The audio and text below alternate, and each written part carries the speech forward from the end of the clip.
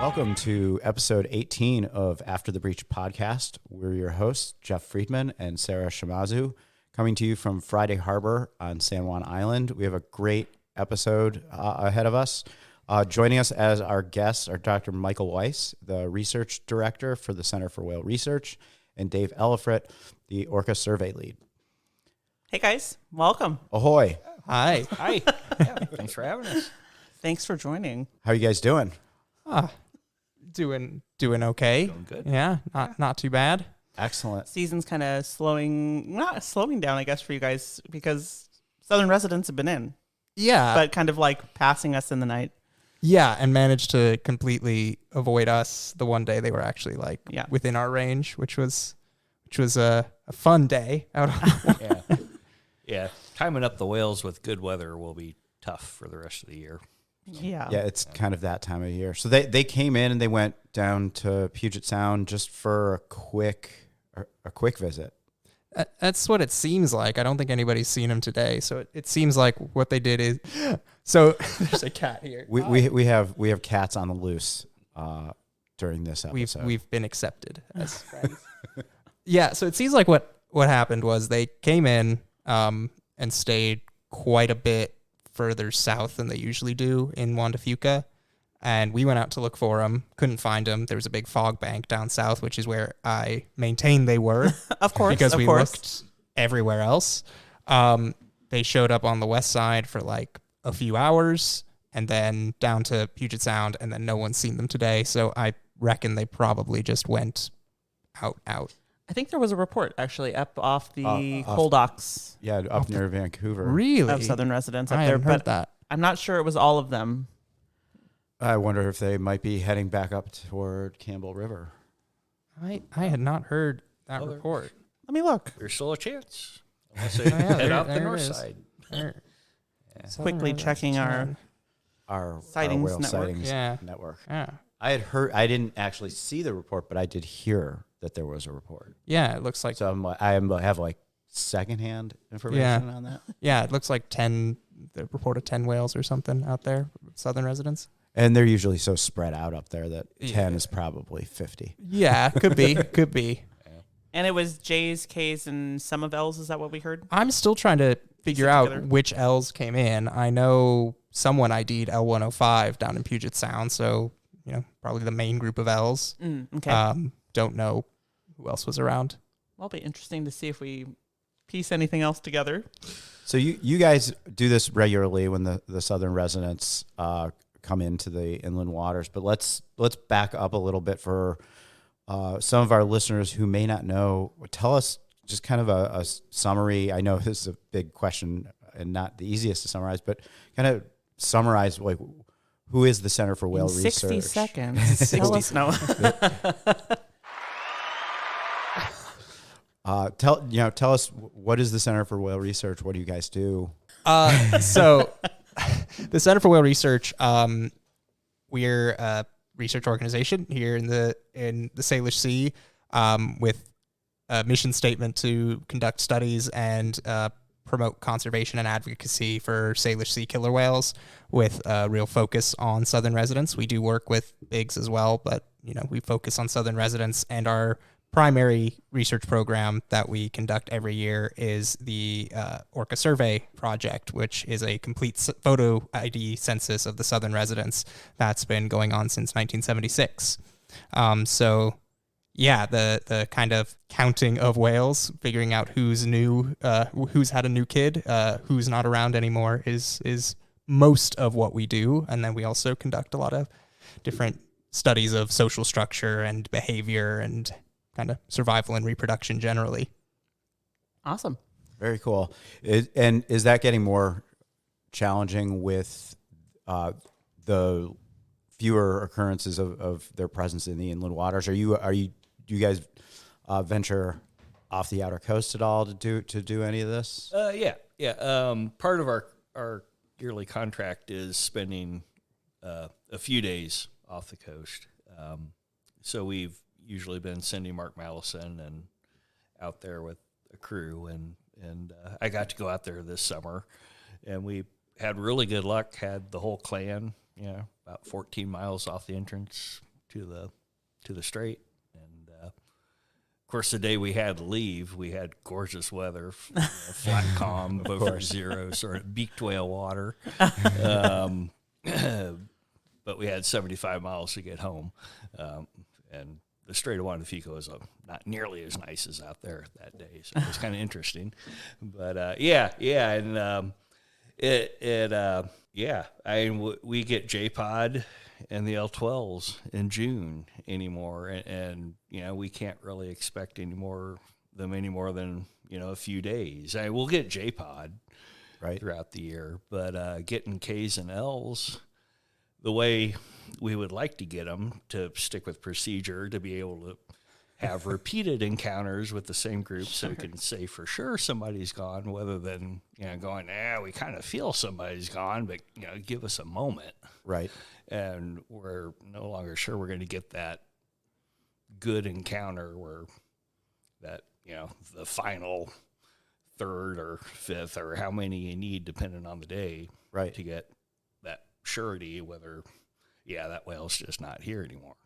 And when you do encounter them here, you don't know, like, is this your one shot to do this? And it's added to the frustration is when the whales hit the west side, they tend to spread out after they've come in. And it's amazing how hard it can be to find whales. The whole clan. I've seen the whole clan, back when it was in 90 plus whales, just completely dissipate on the west side, and you'd have to look through binocs to find, there's a whale over there, but you had to go half mile to find a single foraging whale, and that was so it can't be real tough. It's to this day it's still tough. What's it like seeing them out off the outer coast? Is it similar to seeing them? Are they spread out more or less? It was a little bit of everything. I haven't been out there that much, but we had 3 days in a row where the first day it was just L54 and L108 in the gloom. But they looked really cool out there, They're off Lake, I can't say it properly, Nitnat Lake, whatever. And they were spread out foraging, but they'd come together, spread out. The next day we found everybody, but it was a little bit of everything. They were spread out, they're charging around, then they'd stall out, they'd spread. Some whales would be spread out in the distance, but then you get a big group of L-pod just all tight together, in a big almost resting group sort of thing for a little while before they'd spread out again and charge around. Some of them, it was interesting, but they looked pretty happy out there, at the time. That was first week of July, right after they had left, or the L12s had left here, or J's, I guess, left with them. But, they seem pretty content, Well, that's good. I mean, that's... Yeah, if they're getting food and they're content, that's a good thing. Yeah, it's wherever they can find it. And it's a little worrisome that what they needed to find in here, they're no longer finding. So are they still getting enough out there? It's there's a lot more activity going on out there, people activity out there than I thought there was before I went out there. Is that like they have competition out fishing there? and shipping and Well, and they certainly had competition here when things were plentiful with fish. And then the competition won. Yeah. But anyway, it took it made us feel better about where we were with the count at that point in the summer by going out there. We wouldn't have known anything until mid-August, right? If we hadn't gone out there. Wow. And we would have got that one day, right, with JK&L coming in. And our contract, I guess, for folks who don't know, we are under contract with NOAA to produce a census every year, and our census date is July 1st. So it's tough to say. If we don't see some whales between, mid-spring and August, it can be hard to say whether they should be part of that July 1st number or not. Sure. So it was really good to have Dave and Mark and Joe out there early July and saying, okay, we got just about everybody, like a few days after the census date. Makes life a lot easier. And there's a whole lot more pressure this day and age with social media to get the answer out there. Sure. And it kind of makes us have to throw procedure, the old procedure to the wind. Yeah, I've noticed that changing over the years. Yeah. Yeah. People need to know now. Yeah. It used to be, I remember like when I first started doing this with whale watching, and if anybody saw a new calf out there, it's like, okay, that's cool, but no one says anything until it's released by the center. Yeah. And now it's like, it's all over social media so fast. Yeah. Well, and it's tough too, with, a new calf is seen off the coast somewhere, or, out of our range, and we have a blurry photo or a video, and it's like, oh yeah, that does certainly look like a new calf, but because of the way we do the survey, until we actually, during a photo ID survey, photograph it and are able to figure out who mom is, we don't assign it an alphanumeric. And I think, as Dave says, you end up with a lot of social media stuff about like, well, what's the calf's number? Who's its mom? It's like, well, there's a 2 minute video, maybe, if we're lucky. Or people just assign, use the number that they think it would be. Right. Which is going to start getting confusing in K-Pod soon. Yeah. But. Yeah. And chances are it will be the next number. But right. But there are, we have to skip K46 because there already was a K46. So the next K-Pod calf will be K47. Right. But there's that, we get a picture from somebody with a calf, and, okay, so are you going to give a number? It's like, well, no, because we don't want to confuse things too soon. Right.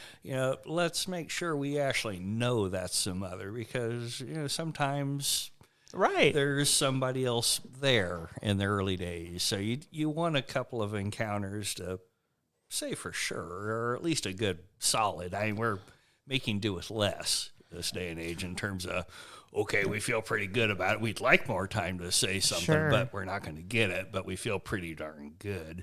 Yeah, well, before we say something, making do with less, and also having to make do with less faster. Not just because you might only get the 1 day, but because there are a lot of people posting online, photos and what have you, Well, and the enthusiasm for it's great. And it's just give us a moment. Right. We'll get to you. We'll get to you. We'll tell you everything we know, but give us a moment. Yeah. And even the photos of calves that we can't confirm yet, it's good to have because it tells us, when the whales do come in, who do we need to find quickly to do a baby check on? Who's a good whale to kind of get a good look at and see if they have a kid. So I don't want to discourage people from taking the photos and sending us the photos and and sharing them. It's just it adds that extra level of pressure when, as you say, we're already kind of strapped for time with whales, and then people want to know what's going on as quickly as possible, and the whales don't move at the speed of social media is the only thing. And you guys do, and you post awesome photos from your encounters on your website. It's whaleresearch.org. .com, sorry. whaleresearch.com. Yes. And I know like people are always wanting more information and are very curious. You guys probably get asked constantly, like, how are they doing? How do they look? Yeah. Are they healthy? Yeah. And honestly, I think most of what we end up saying now is, we didn't notice anything wrong with them. I think we try to avoid saying whales look healthy these days because there's so much we just can't tell from the boat's perspective. And even if everything looks fine, that whale could be gone next year. So it's safer and more accurate to say, we didn't see anything wrong with the whale. That doesn't mean it's a healthy whale, but it means, it doesn't have peanut head. We didn't notice any, huge deformity or anything. It's acting relatively normal. And I think that's often a bit unsatisfying for people. They want us to tell them like, is it the normal weight for its age? And is it, is it, but really all we can tell, even with the photogrammetry stuff, which is more, kind of fine scale than our boat-based stuff. all you can really say is, well, the whale's kind of skinny or the whale's kind of fat until they get really, really in a bad state. And then it's easy to say, well, that whale's not doing well. But Yeah. So you mentioned boat-based stuff. You're also doing, from the boat, you're doing a lot of drone work. Yeah, so we're doing, when we have the opportunity, with weather and logistics and time, because we try to get the photo ID survey done first. So if whales come in, the first priority is photograph everybody. We'll be flying drones to take video for behavioral observation. So the two main kind of domains of behavior we're really interested in are social behavior, so social interactions and networks and how that changes over time and how that might be related to fitness, and foraging, so how they're actually finding, chasing, and catching fish, and then the intersection of those two, chasing fish together and sharing the fish they catch. So we're collecting a lot of footage, and we've got quite a few dedicated interns and students who are doing the Lord's work and actually analyzing these hours and hours of video and turning it into some cool insights into whale behavior. Do you guys post any of that video anywhere? Yeah, so along with our photo ID encounters, we'll also post about all of our aerial encounters and include 2 to 5 minute clips, whatever our internet can handle uploading from the office from that day, kind of a representative or most interesting kind of moment. And we work with both residents and Biggs with the drone work.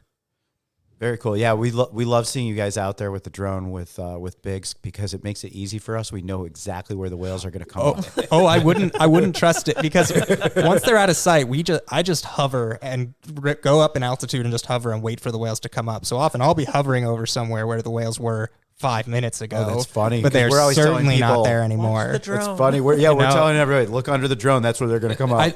I'd say that works about 30% of the time, and the rest of the time, if you haven't seen the whales in a while, with T's especially, I probably also haven't seen them in a while, because when they're on those long dives, they're not hanging right at the surface. Right. They go deep, right, and the drone can't see them anymore. So sometimes I'm able to in the same way you would in a boat, pace them and guess, but they're T's, they zigzag. Sure. So a lot of the time it's just go up and get a wide view and hope you see them next time they come up. That's why we're counting on you, because they're zigzagging, and it's like you never know where they're going to come up.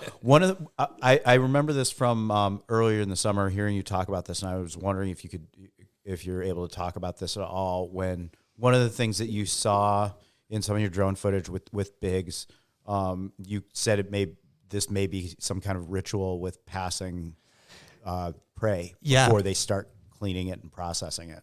Yeah, so we've seen this with a few different groups on a few different days, where they'll catch, it's been a seal, every time we've seen it, it's been a harbor seal, they'll catch it, one individual will catch it, and they'll form a line, they'll basically be in contact, pectoral flipper to flipper, and they'll pass the seal with all the way down this line, 4, 5, 6 whales. Nobody takes a chunk out of it, no one starts tearing it apart, they just pass it, and it goes all the way from the, usually the whale on the left to the whale on the right, but it can go either way. And it often ends, with the youngest whale in the group having the seal. We don't know why it's happening. We have quite a few observations of it, so we have enough to know that it's a thing that is happening, and it wasn't just a one-off weird thing, but we don't really yet have enough data to statistically say, when does it happen, which groups do it more. It looks like a ritual, for sure. It looks like something they are doing, because it's a social thing you gotta do before you can start eating. I can't think of a physical prey processing thing that they're doing that helps them tear apart the seal. It just seems like something to do once you catch the thing. I love things like this, because it shows you that these are really deep, thoughtful, cultural animals, and I love the stories and the examples of that show their inner life and their family commitment. And I don't know, for me personally, I like to think what they're doing is either saying some kind of prayer and thanks to the seal for sacrificing its life to feed them, kind of saying grace or something like that. Yeah, and Sarah's giving me this look. Well, like I think it's hard. I would just say, it's hard to get in the brain of a killer whale, and we don't really try that hard to do that, because it's such an impossible task with a wild animal to figure out their motivations. Right. But we can't. That doesn't mean you can't study culture, because culture is an observable thing in the world. It's the the broadest definition is, persistent, group-specific, socially learned behavior. Mm-hmm. So something you learn from the whales or the people or the animals around you, something that ends up being kind of unique to your group or your set of groups, and something that isn't just a one-off kind of thing you do. It maintains over multiple generations. And we know whales have that. We know, resident dialects and even their food choice, both the Biggs and the residents. We know they have culture. But I think, it's these artifacts of culture, ritual, that we haven't really gotten all that into outside of, resident greeting ceremonies, which don't really happen very much anymore. They don't make tools, so we can't study their culture based on the art or the tools they make. We kind of got to look at what they do. It's really fun. It's really fun. And there's other things about how they share food that I think is really interesting. So we had a day with the T18s. They were split up in their two pairs. And we got on them right as one pair had just made a kill. And we watched them waiting for them to prey share, but they didn't start processing the prey. They were just passing it back and forth and swimming around with it for a while, and we weren't really sure what they were doing. And then we realized the other pair was also hunting, and we watched them make a kill. T19C just kind of whacked a seal as hard as he could, and they ended up eating it. And it was only once that other pair had caught a seal that the other pair also started processing their seal. So they waited for them to catch it, and then they all started tearing the food up and eating together. So it's stuff like that I'm really interested in. Or they're like, unless you're a seal. Now we don't have to share with them. Right. It's, again, without getting into their brain. Right. But it does say something about the role of prey sharing in group cohesion, whether it's a politeness, we want to be socially conscious, or it's a, look, if we start eating now, prey sharing is going to be tough between all four of us. It still says something about, what prey sharing does and how prey sharing works in these groups that I think is really interesting. And I think, I like to make up these reasons and try and get into their brain, knowing that I never will. But I think what makes the experience of getting to know killer whales like this and stories like this is we're seeing things that we'll never know why, but they have some purpose. Right. Yeah. And we'll never know why they're doing that, but they're doing it for a reason. Yeah. Yeah. And I think I always try to, we do a lot of work about the social structure of whales, and we end up, talking to the press about why whales do certain things. And one example is, why do killer whales go through menopause? And we always say, well, why they're doing that is to, or why do killer whales take care of their sons, which is tied to that? And we always say, well, because if you take care of your sons, your son has a higher maximum reproductive output than a daughter, and that spreads your genes. And that's an evolutionary why. Mm-hmm. But why does a mother killer whale take care of her son? Well, she's not calculating her lifetime reproductive fitness or her genetic contribution to future gene pools. We know that she's definitely not doing that. She's taking care of her son because of some social bond, a social relationship. And we don't know what that means to her and how she conceives of it, but we know that it is a relationship that she wants to maintain for some reason. So I think, it's interesting talking about whys. And I think in a lot of ways, the whys that we're never going to get at about what's going on in their brain are often a lot more interesting than the whys we actually can get at around why is this evolutionarily beneficial, or why was it evolutionarily beneficial at some point. Right. Well, what other kind of things, like where is the Center for Whale Research going? What are you guys working on coming up? Are we working on? Well, we're getting a new boat. That is the one big thing, which is going to be huge. Not the boat's not going to be physically huge, but it's going to be huge for us. So we're getting a new vessel. We've been working off of Boston whalers. Two very old, 40-year-old Boston whalers. Yeah, that definitely have put in their time. Yeah. Good boats. Yeah. And workhorses, good boats. But it's time. Yeah. So this new vessel we're getting, it's going to have a longer range. It's going to be covered and have a windscreen. I will get out of the sun. And not which is what I need to do. And more than anything for me, it's going to be safer for us to get home and back through rougher water at different times of day, which is part of that expanding our range. I think, we can get to places that right now we'd be kind of nervous to try to get to in any conditions or in any kind of rough conditions. And this new boat's going to be a lot more stable. Oh, the cat's typing. No, she actually just scrolled through one of the papers on the Center for Whale Research website. Oh, great. She wanted to learn. So she's really cute. And there'll be more room on the boat to spread us out too. I mean, Won't have to be elbow to elbow. Yeah. It gets a little crowded. Right now, we all kind of have our 2-foot bubble around us, and that's about the zone we can really move in comfortably.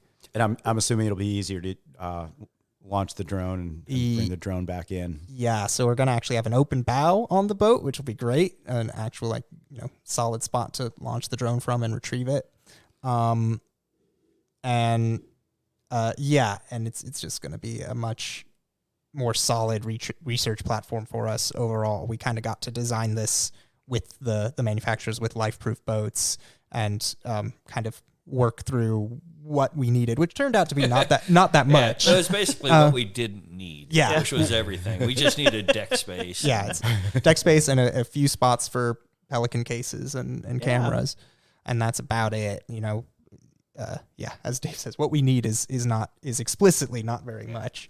Well, and people can not only donate to the Center for Whale Research as a whole, but they can help donate specifically to help fund the new boat. Yeah, yeah. So we have a page on the website now where folks can donate directly to our fundraising to offset the cost of that vessel. Or they can, write a check and say they would like it to go to the vessel. We're still trying to raise funds for that. We've been really kind of blown away by the public support, and we're doing about as well as we could have possibly hoped to on the boat fundraising. We've had a lot of people supporting us, to a degree that we were, honestly not totally sure folks would, but I think folks have seen. It's folks who have seen the boat we work out of now, it seems like, are more willing to donate. They go out in that. Yeah, you maybe put some pictures of that on the website. Yeah, the duct taped hatch might be a good. Yeah, I was down at Snug Harbor. This was a few years ago when you were redoing the duct tape on the hatch. And well, those hatches cost $500, and there was a time that Ken said no. So duct tape it was. So it doesn't surprise me you guys are getting really good support. I mean, this is a very storied, well-known organization with lots of credibility. And Dave, you have a lot of responsibility. No, I don't think anybody knows whales that, like, in my mind, like you do. I remember being out on the water a few years ago, and Sarah will remember who this ended up being, but this was the trip that I talked you into not. Yeah. And we got down there 35 and A's, we're 38 like, A's in the California teas. And like, Dave, you got on the radio and you're like, yeah, I'm not sure who this is. And everyone was like, what? Like, whales that Dave isn't sure who they are? Dave's just like, give me a minute. Well, you guys see more exotic whales than I do in this day and age. I mean, I don't have it anymore in terms of knowing everybody.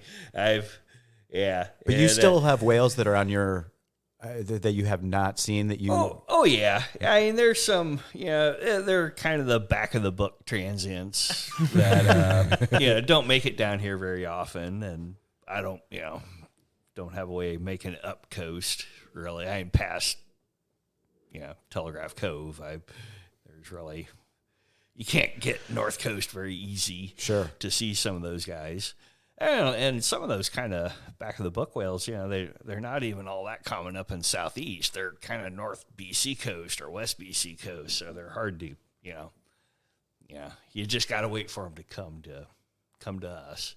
Well, we just had on some vacation. come in. Who was that came in that it's been T348, I think. Mark got out on him, and that's the photos that he had for his encounter summary were the first photos I've ever seen of those guys. So Yeah. I didn't know.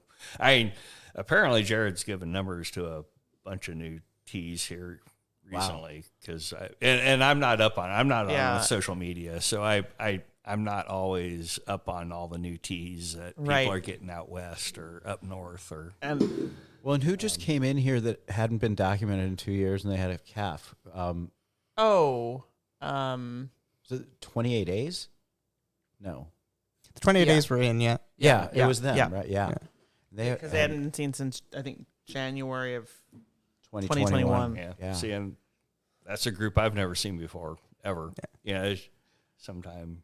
Yeah, Michael got him. I barely got them. Yeah, I was actually on my way home from Orca Island, and and I was exhausted and just wanted to get home. And in Spiden Channel, saw a big group of whales, and got on the first little group, and said, I'm not really sure who that is. And then I saw another bigger group, and I said, I'll get them first, and I'll come back over to these guys. And that second group was just the 36As, and so that was pretty easy. And I'm like, okay, now time to find that other group, and they were gone. Yeah. So I had exactly one frame of each member of the group of the 28As. So enough for proof of presence and not much else from that encounter. You saved our day because I was coming out as I could see you leaving and going back, going down Spiden Channel as I was coming up San Juan Channel. And I saw the report and I was like, oh, I see him leaving. I know exactly where they are. Yeah, it made it easy. And that was one of those days because I wasn't expecting an encounter. My VHF wasn't working. I didn't have a fleet radio with me. My phone was dying and dead by the time I left the scene. So I was just like, well, hopefully someone saw my first 2 pins and can see where I am and they'll get on them. It's nice finding your own whales, but I'd rather find them when I'm actually looking for them, which I never seem to do. I never seem to do when I'm actually ready. It's just when I'm really don't want to see whales. That they know. They know. Yeah, it's amazing that we've had such good whale search. The times that we have gone out and done a dedicated whale search, it's like, man, this is the most awesome track line ever. This is the places all the T's go when you're with the T's, and we hit everything. And they're never there. Welcome to our world. Yeah, but they'll show up there the day after. Right. Yeah. 12 hours later. Yeah. Dave, tell us some. You've got lots of stories. Tell us some cool whale stories. Too many to. Well, I don't know what you're. It's a very broad. It's always hard when someone asks. Yeah. I'm trying to. Well, I don't know what you want, a happy resident story or a mean transient story. I kind of want a mean transient story. Let's do both. Yeah, let's do both. All right. Well, I don't know. Not so much a story, but just good experience. The Ganges Harbor Minke kill was a great kill. Let's hear about that. I've seen photos. I've heard reference to the Ganges Harbor Minke kill. This is a National Geo Minke kill. and what year was this? This was October 15th, 2002. Okay. And it was Ken and I were at the center. And we got a call from John Ford saying that there's a report of whales attacking a Minke in Ganges Harbor. And so Ken had somebody visiting. He said, sorry, we got to go. Ken and I left. And it was over an hour-long boat ride up there. The only time I've ever been in Ganges Harbor. But, yeah, you get up there, and it was like an arena seating. The whole town had come down to watch. Wow. And the whales had the Minke on the breakwater to the harbor, and they're kind of along the wall. And we get there. There's a lot of DFO boats and stuff, and they say, yeah, do what you got to do. Awesome. And it was kind of cool because and fairly early on, it was the T11s and T12s. Who were there? It was two moms, two mom adult son pairs, and I don't know if you ever seen the movie Orca.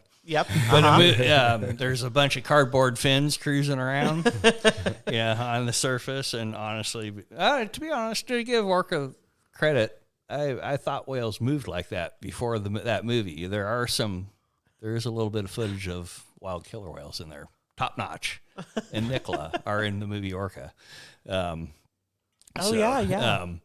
But it's like, wow, they roll. Who knew? But anyway, the Minke was on the breakwater. The T11 and T12 were kind of making moves and to get it off, but T11A and T12A just couldn't get in there. The water was too shallow, and they were cruising around with their it was just like the movie Orca. Their dorsal fins just cruising around like big. And at one point, Ken had his video camera, back when there were video cameras, sitting in the window of the whaler.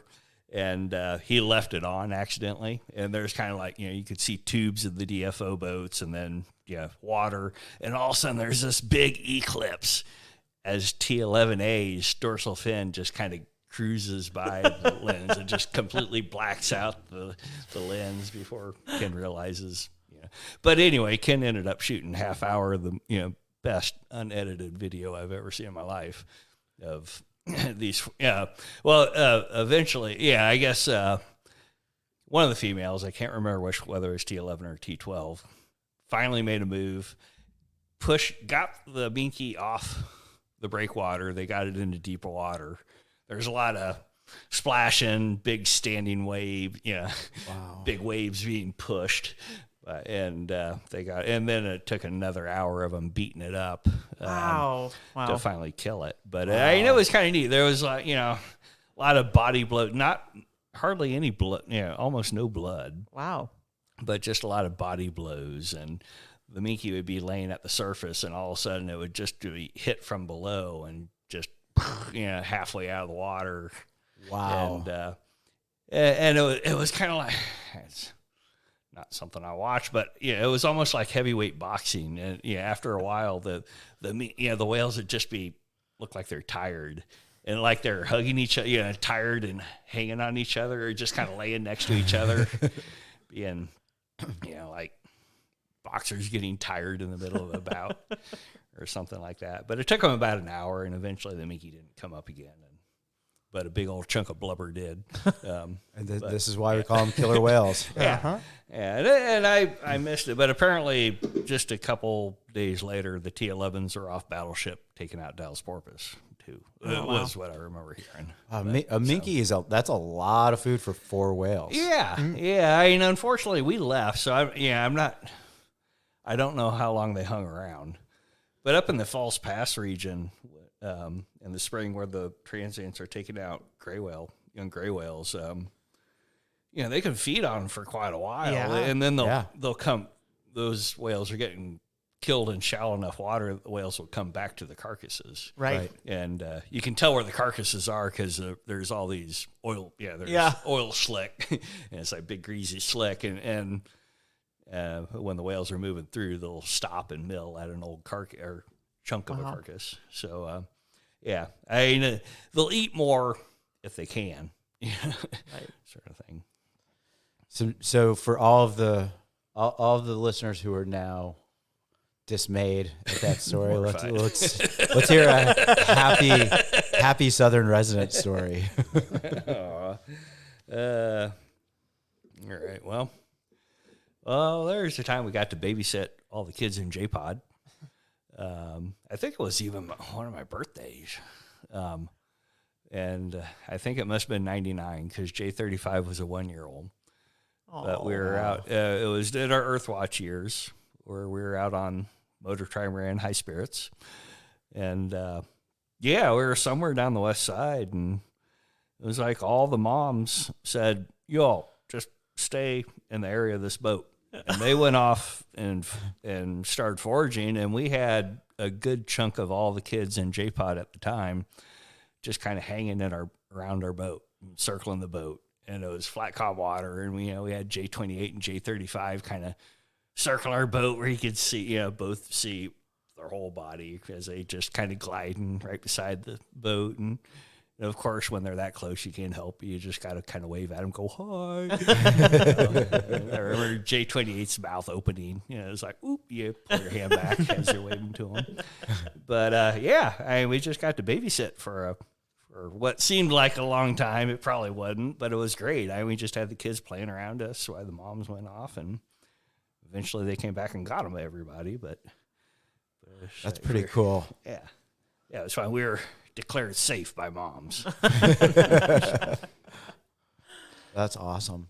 So is there anything that we haven't asked you guys about that you want to highlight from your work, from the center, from whale stories, anything? And we're going to put some information in our show notes about the link to the Center for Whale Research and some other info.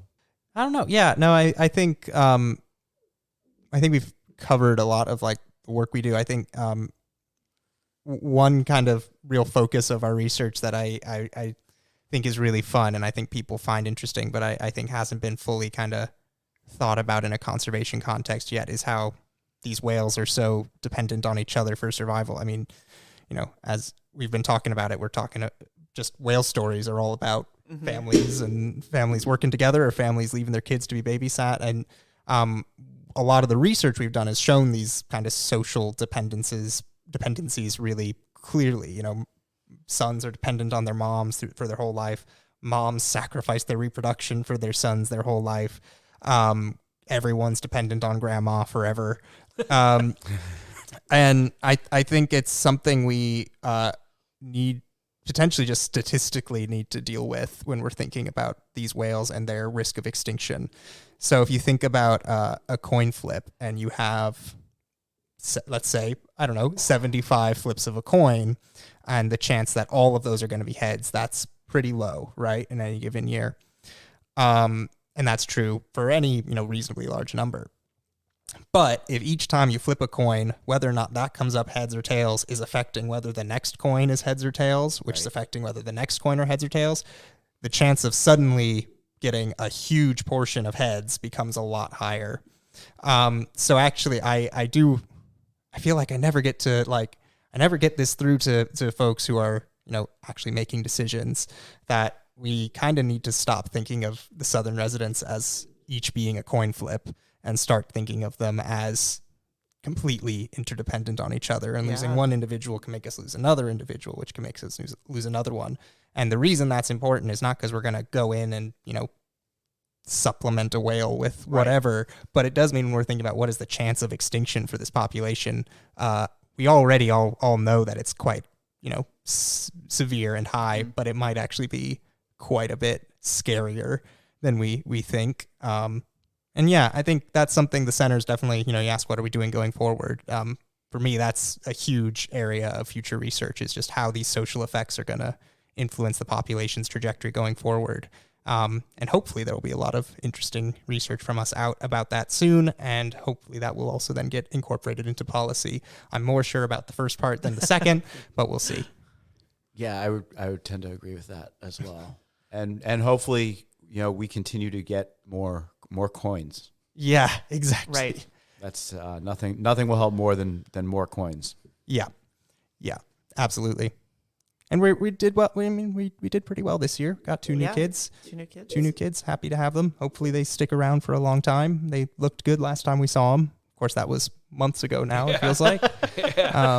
Suddenly it's 2 months ago already. I know. And Crazy.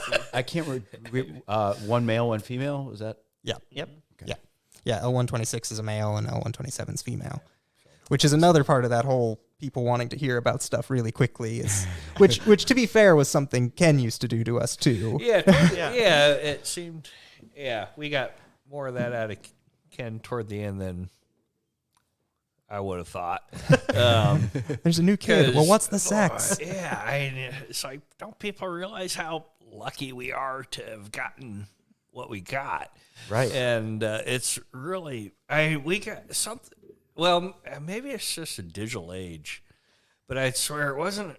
Maybe toward the late 2000s, moms started throwing their kids all over the place, and it just started getting really easy. Before that, you just didn't see them getting tossed around like you do. I guess that's true. Decade. Yeah. I do kind of feel like we see them get thrown around. Oh yeah. Well, and now the drone makes everything a bit too easy. Yeah. You can just get over them, and they're always when they're not rolling on the surface, they're always kind of spinning around underwater. But yeah, toss the baby seems to be their favorite pastime right now. That's so cool. L127, we have some footage of her getting. I mean, it looks like she's getting beat up by her family, but she seems to be having a great time. That's so funny. Yeah, the views that you have from a drone, and what behavior you see compared to just watching from a boat, it's. Yeah, well, and I think what it is the boat based stuff. I think folks who've been around a while, like Dave, I think have a pretty good sense of what's going on with these whales from watching them on the boat most of the time. Right. I think what the drone adds is the ability to kind of like go beyond, well, I know they're doing this, to actually, being able to have it on video and measure it and quantify it. Yeah. Yeah, because there's always going to be those whales that what their normal look is. That's they have different body shapes just like we do, and certain whales have certain looks, and there are days, sometimes they show up and go, I wish that whale looked a little bit more filled out than it does. Yeah. It's there's something, and and it happens. They do fill back out sometimes. Mm-hmm. So it's not doom and gloom if they're suddenly a little skinnier than they used to be. But you got to be careful. There are whales that have that kind of permanent bad look that would scare you if you didn't know that was their normal look. They'll 55s are bad for that.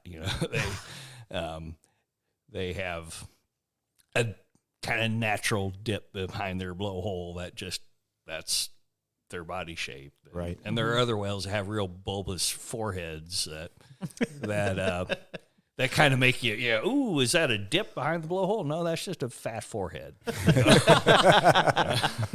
Well, and then you got your whales whose backs just don't match up properly. Like your sway-backed J38. Yeah, we're going to get some hate for that one, Michael. Yeah. Well, just from Cindy. I mean, she's going to write in for sure. But there are funny-looking whales out there. It's fun. When you get to know them well enough, you start making fun of them.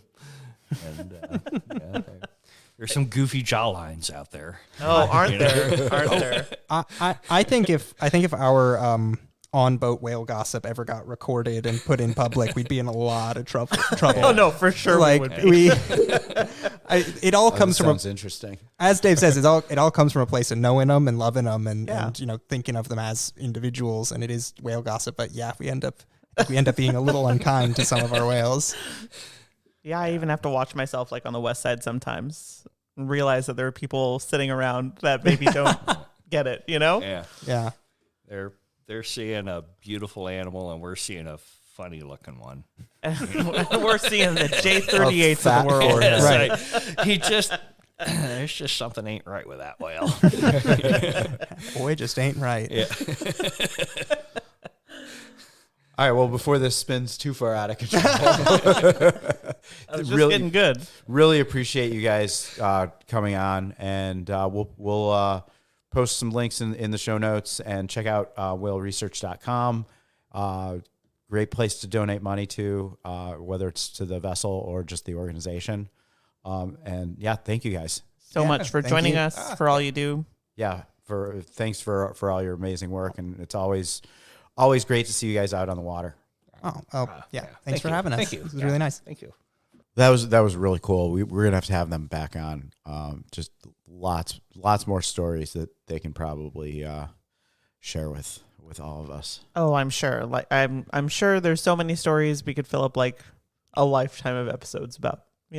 Absolutely, and more to come, and more to learn. Like the ritual of passing the seal. I just think it is so cool. Yeah, it's just it's fascinating, right?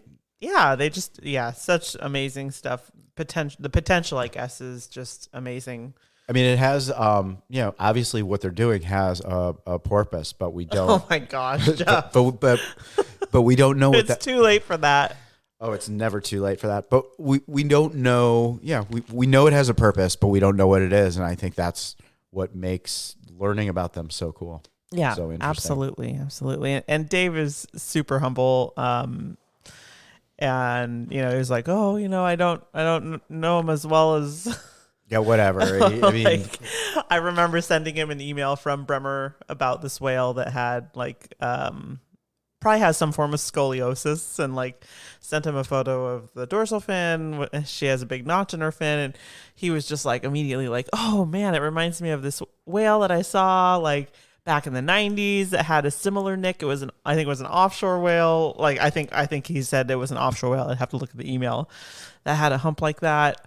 But you should also check out there were 2 dolphins from Moray Firth. That his brain is amazing. I know somebody out whose brain works like that too. All right. Yeah, you. Well, not on the scale of Dave's, but.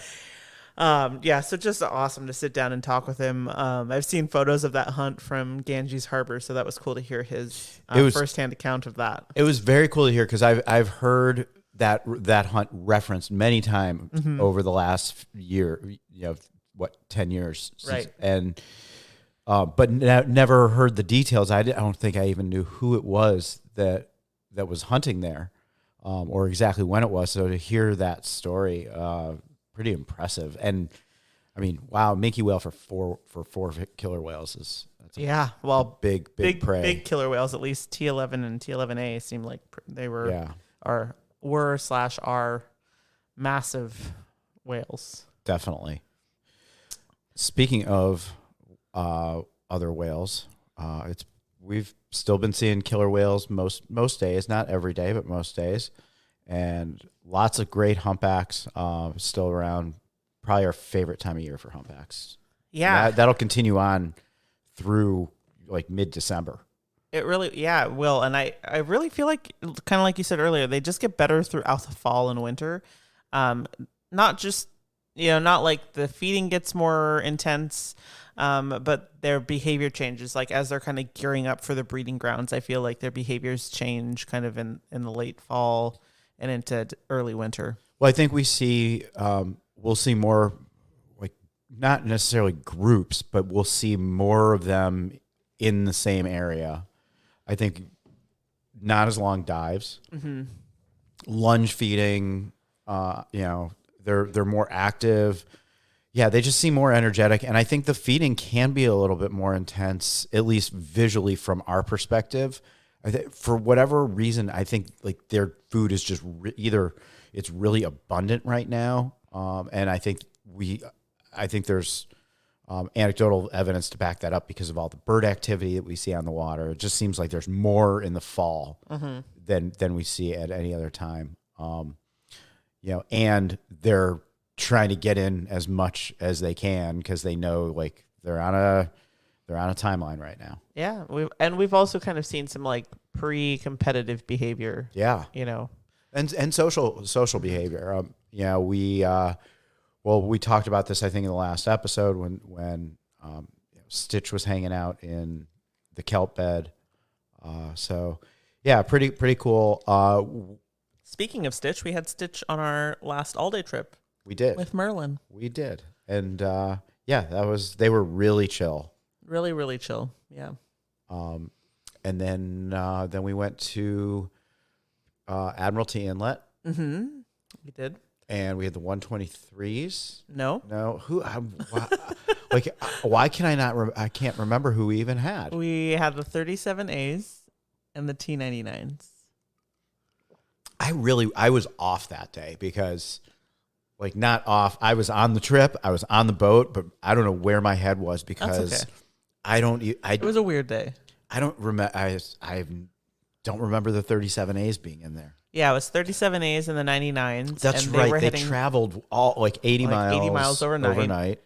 And the 137s and 109.82s were nearby, further down in the sound, coming towards them. Yes, and I did hear. I think they did get together Yeah, I think they did like way after we left. But And we saw yesterday, we saw the 137s and the 99s in outside of Penn Cove, and really interesting trip. They spent so there was a big, I think it was a tribal crab opening, Dungeness. And so, because there were crabbers everywhere out there. And the 137s and 99s, we got on scene. They had just finished a hunt. Then the two boys were socializing. So these are, if you go back to last episode, last episode, the 99s and the 137s are related. Correct. Yeah. Yeah. So moms are sisters. Yeah. Okay. So one of the things that we realized yesterday is they're both estimated to be born in 1984, I believe. And so that can't be. Right. Like they're we don't know. So when they were, first seen, obviously they were too old to be 100% confirmed to be T36's offspring. They were, so that's why they have the designation T99 and T137. Right. So likelihood is based on long-term associations and other things that they are her offspring. But we don't know exactly when they were born because, like I said, the colloquial we, not me, saw them, as juveniles and not as neonates with T36. So that wasn't the interesting thing, though, that I wanted to share. Okay. But I shared it anyway. All right. So they spent about 30 to 45 minutes playing with crab pots. And we've talked about this. We saw this in Saanich Inlet with a group. We saw this with 49A2 and 49C in Friday Harbor. We've talked about this with 65A5 and his entanglement. But it just seems like more and more we're seeing them. I don't know if there's more crab gear out there or if this is just socially or culturally spreading. But it was entertaining to watch because all the crab boats were out there and they were watching too. And I think they found it just as entertaining watching floats from the crab pots disappear for a minute or two and then just pop back up. Yeah. I mean, I wonder, we're seeing this shift, and we were talking about this with the Southern residents and the Biggs, how, even up until the last 4 or 5 years, we were still watching Southern residents. They were still here more than they are now. If it's just behavior that we didn't see because we weren't with Biggs as often. Right. The earliest I can remember seeing whales play with crab pots was 2014. It was the T49As inside in the inner islands between Lopez and Blakely, and they were just having a grand old time. T49A4 was newborn at that point. And so, and it's something I've definitely seen more throughout the years, but I just wonder if maybe we're seeing them do it more because they're here more often, and we're with them more often. I think that's very possible. They're here more often, and there are a lot of crab pots out here. Maybe they like crab legs too. Well, it would be really cool. I don't know whether it's underwater video or drone footage. It would be cool to see what are they doing. Mm-hmm. So they're pulling the floats down, but how far down are they going? Are they doing anything else? Are they going down there to check out how the catch is going? What are they doing? It'd be cool to know and be able to see that. It would just be interesting. For sure. Speaking of crab pots and 65A5, you have a really very recent and new update for the saga of 65A5, which is this one's. So and man, I was gonna look up exact dates. And I really it was this week. It was this week. And I really, if we can ever get him on the podcast, it would be so cool. Who knows? Who knows what the future holds, Jeff? So T65A5 was seen a couple of days ago with whale, another whale, which we'll get to who that whale was in just a second. But he's always with someone different. He's always with someone different. So a shout out to the Western Prince crew. They were up on their crew trip up north near Campbell River and came across T65A5 and this other whale. And the other whale ended up being T18. So cool. Estimated born in like the 1950s. Definitely post-reproductive, usually traveling with her presumed daughter and her presumed grandson. So T19, T19B, and T19C. But what made this super interesting was that the day before they saw these two whales, another report had come in of just 3 of the T18s. So it was originally reported as T18, T19B, and T19C, with T19 not seen. Which they do split up from time to time. Usually it's 2 and 2 that we see down here, but they are capable and perfectly happy mixing it up. So we were just thinking, I wonder where T19 was. You always think like, I hope everything's okay. But the next day, of course, T65A5 was seen with T18, and it got me to thinking like, I wonder if the 3 that were reported the day before was actually T19 with her 2 sons. Right. Makes sense. And common thing, like easy to do, right? There's a new nick. T19 has a new nick that is not in our latest identification catalog. Very similar to where the placement is on T18. And it was. I went back and actually had someone send me photos and confirmed that it was T19 with her 2 boys, and T18 was off hanging out with Indy. So cool. He's been with, one of the older males in the population. He's been with all kinds of families. Yeah. And now he's with T18. And I'll have to confirm. I think when I talked to Monica about this, that she had said the 2 of them were together earlier this year. Really? Yeah. So, it's just, he's such an interesting whale. Like, what is he doing? I know. It's like he's doing a project for school, and he's interviewing all the older whales and all the different families. Yeah, you never know, right? Could be. Speaking of school, School is this was Back a in total session. accidental I like tie-in. I do too, Good but it was segue. not intentional. School is back, and if you listen to the last episode, we talked about an interesting group of whales, Jack's summer camp. Jack was the camp counselor with a bunch of little kids from his younger sister, and then 2 kids from another family. And apparently camp is over, school is back, and both sets of kids went back to their respective families. And both families were seen together today. Yeah. In their entirety. With the 37. Oh, with the 99s, 137s, and 37As. Yep. What was really interesting to me was 137A and 137D, Jack and Wright, were seen back with their mom and sister. And then 37A 3 and 4, Spinnaker and Flat Top, Crinkle. Still bitter about that name. Crinkle's fine, but I wanted it to be Flat Top. Anyway, those 2 were seen actually with the 101. So we were talking about the 101s that they've might have been after we stopped recording, but they were with the 101s, and actually it sounds like past a group T36As with 37A and 37A2 and did not join up that day. It's so funny. But like passed each other and now are back together. They just weren't ready to go back. They weren't ready. So this has been a great episode. We're going to have another great episode in a couple weeks, but before we depart, we need to talk about a matriline.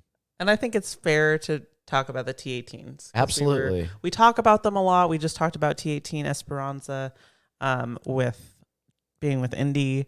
So maybe we should talk about them. Let's talk about the T18s. So family of 4. We Up until the last couple of years, Jeff, we really just saw them as a family of 4, I feel like, down here, though it sounds like they've probably split up and, do their own thing occasionally. But the 2 and 2 or the 3 and well, no. I mean, like the 4 of them, like they probably have split off before, and we're just really seeing these kind of splits in the last couple of years. Yeah, I think that's right. So, T18 Esperanza, in my old ID guide, I think they had her as potentially the sister to T19.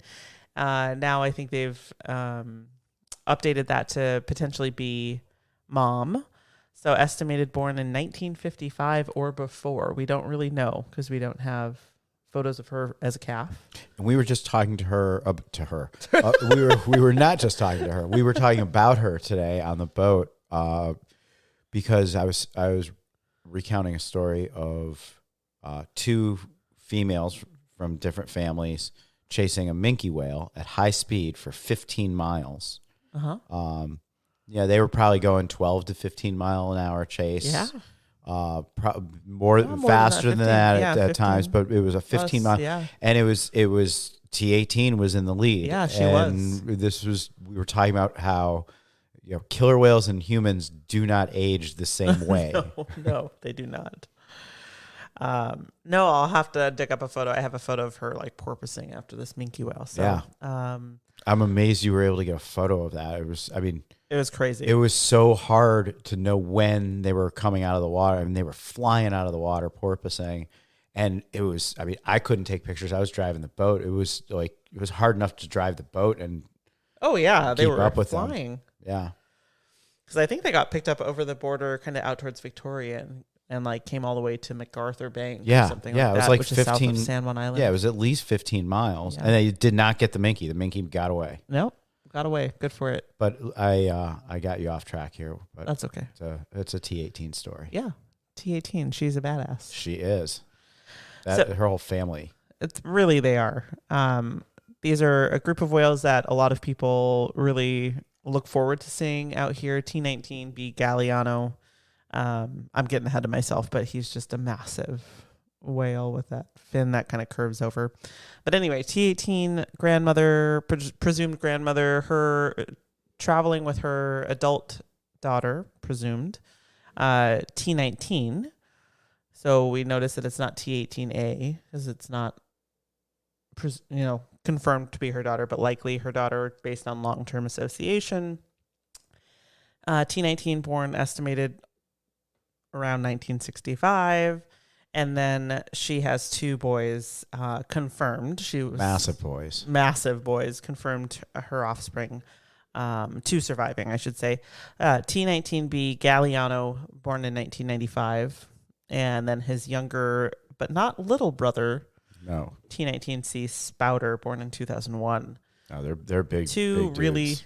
really big guys. Yeah. They're very impressive. Everybody that sees them is they're wow whales. Yeah. T19 has this like massive, or T19B, excuse me. Galliano has this massive fin that leans. It's kind of one of his trademarks. It's so big. I mean, that's it. It kind of leans. Yeah. It like sways. It's not. This is different from. This isn't collapse. Right. This is like. This is a big. I grew too sway. fast, and my fin didn't know where to go. And his younger brother is getting huge. Yeah, they're both really impressive. Yeah. So we do see them, historically, I should say that, in the last, 2 years, 5 to 7 years, we saw them mostly as a group of 4. But last year kind of was one of the bigger splits that we saw where they were actually in 2 different places. So last spring, T19 with 19B were here in the San Juan Islands. And I think 18 and 19C showed up north, in Johnstone Strait or something like that. Yeah, everyone's like, what's going on? And they eventually came south and reunited down here near Sydney Island. And now, and we've seen it. We've seen it this year too. They did the same thing. Yeah. So really cool family. They do tend to be here throughout the year. We see them, I mean, they've been my first whales of the season. Sometimes when I get back in February and run out, they're my first winter here. We had them. I think it was Christmas Eve. Mm-hmm. Had them, just roll through for the day. Yeah. See them in August. Yep. But they spend a lot of time around Vancouver Island, a lot of time down here, but also, seen up in Campbell River, up in Johnstone Strait, and they have, sightings up and down the coast, up, in BC and up in Southeast Alaska. I think they do a lot of laps of Vancouver Island. Yeah. I think they're just kind of going around and around sometimes. So really cool family. We'll post some photos of them, but that's our attempt at Meet the Matriline. And this is just kind of like, we're introducing whales to you guys. So if you have suggestions on whales you'd like to hear about, if you have suggestions of things you'd like us to talk about in this segment, let us know. We're happy to do that. Topics you want us to talk about. We're going to be share this with your friends, and if you're enjoying listening with Jared, I think soon. Yeah, next episode we are going to we have Jared Towers, who was here talking about Antarctic Type D killer whales several episodes ago. We'll have a pretty cool whale rescue story. Yeah. To share. But thanks so much, guys, for listening. We do have a trip that we've announced for next year, workshop in August, the 24th and 25th. Yeah, 25th. 24th and 25th. The information's on our website. It is actually filling up. We're almost halfway full. Yep. Afterthebreachpodcast.com. Yeah, come on out. We had a great time this year. Next year it's a little bit earlier, so a little warmer weather and should be good. Yeah, information's on our website, afterthebreachpodcast.com, and you can email us at afterthebreachpodcast@gmail.com. Yep. And we also got our dates for the Conscious Breath Adventures trip. We did, and and I'm looking at Jeff, and I don't remember the dates. But let me. There is February something, 2025. February 15th, I think. I think it was like the 15th through the 22nd. I think that's right. Yeah, February 15th. Yes, 15th through the 22nd. So we're getting information together, and we're gonna post that on our website as well. If you're interested in that, there are room for 16 people. 18. Well, we're 2 of those people. No, but there's 20 total, right? I thought it was 18. Oh, we'll figure it out. Limited space. We already have quite a few people that have signed up. But really an amazing trip. We've talked about it on the podcast with Jean from Conscious Breath Adventures. I talk about it honestly on most trips with humpback whales out here, just how kind of life-changing it can be. And we would love to have you out to join us. So if you're interested in learning more about that, definitely shoot us an email, reach out to us. And if you have not heard about that yet, check out episode 7 where we talked to Jean about our trip out there. And thanks guys so much for joining us. We really appreciate you guys listening. Hope you had a great time listening to this episode, and definitely reach out to us. Stay safe out there. Stay safe out there.